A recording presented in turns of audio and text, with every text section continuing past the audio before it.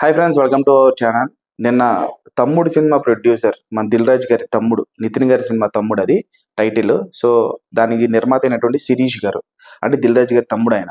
ఆయన నిన్న ఆ సినిమా ప్రమోషన్కి సంబంధించి ఆ ఇంటర్వ్యూలో గేమ్ చేంజర్ గురించి చాలా డిగ్నిటీ కోల్పోయి, హుందాతనం కోల్పోయి, అరే నేను ఒక పెద్ద ప్రొడక్షన్ హౌస్ నిర్మాతనే, నేను ఎలా మాట్లాడాలి ఏంటి అని చెప్పేసి ఆలోచించకుండా గేమ్ చేంజర్ గురించి కొన్ని కాంట్రవర్షియల్ కామెంట్స్ చేయడం జరిగింది. సో ఆయన ఏమన్నారు అంటే, గేమ్ చేంజర్ సినిమాతో మా బతికైపోయింది అనుకున్నాం, నెక్స్ట్ సంక్రాంతికి వస్తున్నాం ఉంది కాబట్టి 60-70% అయినా సరే రికవర్ అయ్యింది, కర్టసీగా కూడా రామ్ చరణ్ గారు కనీసం కాల్ చేయలేదు, డైరెక్టర్ గారు కాల్ చేయలేదు అని చెప్పేసి ముఖ్యంగా ఆయన చెప్పుకొచ్చారు. సో నేను చెప్పేది ఏంటంటే, దిల్ రాజు గారు first of all game changer అనే సినిమాకి ముందు ఇండియన్ 2 సినిమా చేయాలి. అంటే 8-9 ఏళ్ల క్రితమే శంకర్ గారికి అడ్వాన్స్ ఇచ్చేస్తున్నారు. సో మనం అడ్వాన్స్ ఇచ్చేసి ఉన్నాం డైరెక్టర్కి, ఈయంతో ఇప్పుడు సినిమా తీయాలి, లేకపోతే అడ్వాన్స్ డబ్బులు ఎక్కడ పోతాయో ఏంటో, మరి వాళ్ళు మైండ్లో ఆలోచన ఏంటో తెలియదు కానీ, సో ఆయనకి ఇచ్చినటువంటి అడ్వాన్స్ డబ్బుల కోసం సినిమాని సెట్ చేయడం జరిగింది. ఆర్ఆర్ఆర్ తర్వాత రామ్ చరణ్ కోసం నిర్మాతలు క్యూలో నించున్నారు.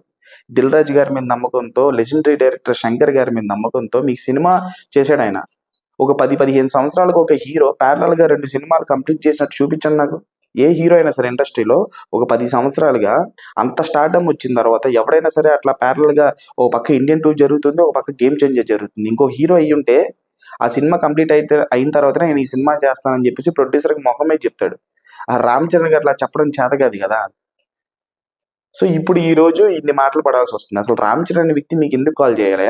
అసలు రామ్ చరణ్కి గేమ్ చేంజర్ సినిమా జరుగుతున్నప్పుడు ఇంకొక సినిమా ఆఫర్ వస్తే దాన్ని పక్కన పెట్టి మరి అంత డెడికేటెడ్గా మీకు సినిమాకి పనిచేసాడే.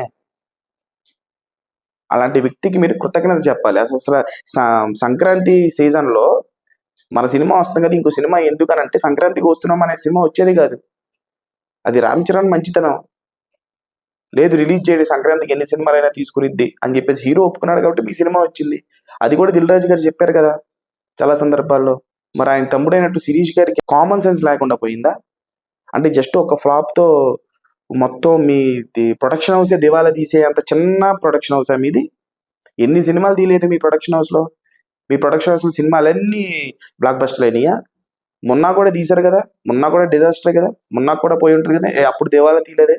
దిల్ రాజు గారు దాన్ని కవర్ చేయడానికి స్టేజ్ మీద ఆయన మాట్లాడిన దానికి మళ్ళీ రామ్ చరణ్ గారికి హిట్ ఇవ్వలేకపోయినటువంటి గిల్ట్ నాలో ఉంది, ఖచ్చితంగా రామ్ చరణ్ గారితో ఒక హిట్ తీయాలనేటువంటి ప్లానింగ్స్ అయితే నడుస్తున్నాయని చెప్పేసి అంటే ఇంకా ఫ్యాన్స్ ఊరుకుంటారా ఇంత జరిగిన తర్వాత? ఈయన కొట్టి బట్టర్ రాసినట్టు బట్టర్ పూసినట్టు మాటలు మాట్లాడితే ఇంకెవరు చేస్తారు ఇక మీ ప్రొడక్షన్లో సినిమాలు? ఫ్యాన్స్ అయితే చాలా సీరియస్గా ఉన్నారు. రామ్ చరణ్ అనేటువంటి వ్యక్తి ఇంకొకసారి దిల్ రాజు బ్యానర్లో సినిమా చేయకూడదు అనేటువంటి నిర్ణయం అయితే తీసుకున్నారు. గతంలో గోవిందుడు అందరు వాడే టైంలో రామ్ చరణ్ గారు ఆదుకున్నారు ప్రొడ్యూసర్ని. ఆ రోజు సినిమా రిలీజ్కి ముందు ఒక 2 కోట్లు 3 కోట్ల రూపాయలు రామ్ చరణ్ గారికి ఇవ్వాలంటే అవన్నీ మనం తర్వాత చూసుకుందాం, ముందు సినిమా మంచిగా రిలీజ్ చేయని చెప్పేసి అన్నారు. రామ్ చరణ్ క్యారెక్టర్ గురించి మాట్లాడేది మీరు. దిల్ రాజు గారు గేమ్ చేంజర్ ఏం చెప్పారు? నేను ఒక పాన్ ఇండియా హీరో చేస్తున్నటువంటి సినిమా, ఒక పాన్ ఇండియా డైరెక్టర్ చేస్తున్నటువంటి సినిమా, నేను కూడా తమిళ్లో విజయ్తో సినిమా తీశాను, నేను పాన్ ఇండియా ప్రొడ్యూసర్ అని. ఒక పాన్ ఇండియా ప్రొడ్యూసర్ అనేవాడు ఒక సినిమాతో ఇంకా మొత్తానికి ఎత్తేసుకునే రేంజ్లోకి వెళ్ళిపోతాడా? ఎంతో మంది హీరోల తాలూకు ప్రొడ్యూసర్లు హుస్సేన్ సాగర్లో దూకారు. ఆ హీరో పేరు అనవసరం, ఆ సినిమా పేరు అనవసరం. అంతకంటే దారుణమైన సిచ్యువేషన్ అయితే మీకేం రాలేదుగా. కొంతమంది హీరో తాలూకు సినిమాలు ప్రొడక్షన్ హౌస్లే గల్లంత అయిపోయి ప్రొడక్షన్ హౌస్లు మూసేసుకున్నారు. ఆ స్థితి అయితే మీకు రాలేదు కదా. చాలాసార్లు రామ్ చరణ్ ఆచార్య సినిమాకి కూడా సినిమా ఫ్లాప్ అయినప్పుడు చిరంజీవి గారు, రామ్ చరణ్ గారు డిస్ట్రిబ్యూటర్లకి డబ్బులు ఇచ్చినటువంటి సందర్భాలు ఉన్నాయి. దిల్ రాజు గారికి నేను చెప్పేది ఏంటంటే, సార్ మీ తమ్ముడిని ఇంటర్వ్యూలకి వెళ్ళమని చెప్పండి, కానీ ఏం మాట్లాడుతున్నామో, ఎవరి గురించి మాట్లాడుతున్నామో హుందాతనం కోల్పోయి, డిగ్నిటీ కోల్పోయి, అరే నేను ఒక బి గ్రేడ్ సినిమాలు తీసుకునే ప్రొడ్యూసర్ని కాదురా, ఒక పాన్ ఇండియా హీరో డైరెక్టర్, ఒక పాన్ ఇండియా ప్రొడ్యూసర్ నేను అని మీరు అక్లెయిమ్ చేసుకున్నారు కాబట్టి దానికి తగ్గట్టుగా మన మాటలు కూడా ఉండాలి కదా, మన బిహేవియర్ కూడా ఉండాలి కదా. మనం ఏం మాట్లాడుతున్నామో, ఎవరి కోసం మాట్లాడుతున్నామో, ఎలా మాట్లాడుతున్నామో హుందాతనం ఉండాలి. ఒక సినిమాతో అయిపోయేదా? నెక్స్ట్ మీరు సినిమాలు చేయరా ఏ హీరోతో? ఒక ప్రొడ్యూసర్ ఒక హీరోతో డిజాస్టర్ ఇస్తే అదే హీరోతో మళ్ళీ సినిమాలు చేసిన దాఖలాలు తెలుగు ఫిలిం ఇండస్ట్రీలో లేదా? ఈ ఫస్ట్ టైం మీకు ఇదే వచ్చిందా?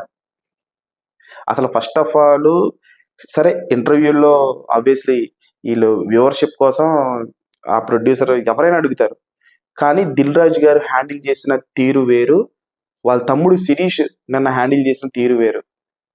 సోషల్ మీడియాలో ఫ్యాన్స్ అందరూ కూడా ఒకటే అడుగుతున్నారు, ఇంకొకసారి దిల్ రాజు ప్రొడక్షన్ లో సినిమా రామ్ చరణ్ అనే వ్యక్తి చేయకూడదు. అసలే ఫస్ట్ ఆఫ్ ఆల్ దరిద్రం ఏంటంటే రామ్ చరణ్ గారికి ఇంత అతి మంచితనం పనిచేయదు అని చెప్పేసి ఫ్యాన్స్ అనుకుంటున్నారు. అన్న నువ్వు ఈ వీడియో చూస్తుంటే మరి చూస్తావా లేదా నాకు తెలియదు, కానీ కంటెంట్ ఈసారి డైరెక్టర్ నమ్మి ఖచ్చితంగా ఇప్పుడు పెద్దితో మొదలు పెట్టేశారు మీరు. పెద్దితో మంది పెద్ది ఎలాగో కొడుతుంది. సో పెద్ది తర్వాత అయినా సరే డైరెక్టర్ని, ఎంత పెద్ద లెజెండరీ డైరెక్టర్ అయినా సరే పర్లేదు, ఒక రాజమౌళి గారు తప్పితే ఎవ్వరు వచ్చిన ఇండియన్ సినిమాలో కథ విని చేయండి, అతను ఎవరైనా సరే. ఇది ఒక్కటే ఫ్యాన్స్ కోరుకుంటున్నారు.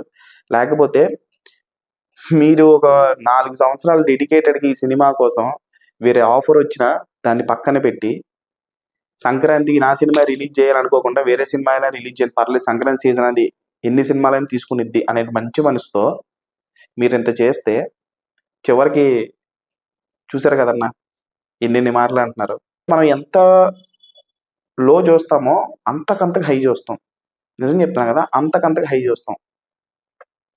గేమ్ చేంజర్తో ఎంతైతే లో చూసామో పెద్దితో డబుల్ హైప్ చూడబోతున్నాం. రామ్ చరణ్ అనేవాడు బాక్స్ ఆఫీస్ టైం ఎలా ఉండిద్దో ప్రత్యేకంగా ప్రతిసారి నేను చెప్పాల్సిన అవసరం లేదు. ప్రతి ఒక్క ప్రొడ్యూసర్కి, ఇండస్ట్రీలో డిస్ట్రిబ్యూటర్కి తెలుసు. యునానిమస్ బ్లాక్ బస్టర్ కొట్టాడు అంటే రికార్డులన్నీ లేచిపోతాయి. రేపు పెద్దితో పాన్ ఇండియా వైడ్గా రామ్ చరణ్ కుడితే ఎలా ఉండిద్దో చూపించబోతున్నాం. సో అది ఈరోజు టాపిక్. ఇంకా సోషల్ మీడియాలో బాగా వైరల్ అవుతుంది కాబట్టి మాట్లాడడం జరిగింది, కానీ దీని గురించి మాట్లాడాల్సిన అవసరం కూడా లేదు నాకు. సో ఛానల్ లైక్ చేయండి, షేర్ చేయండి, కామెంట్ చేయండి, సబ్స్క్రైబ్ చేసుకోండి.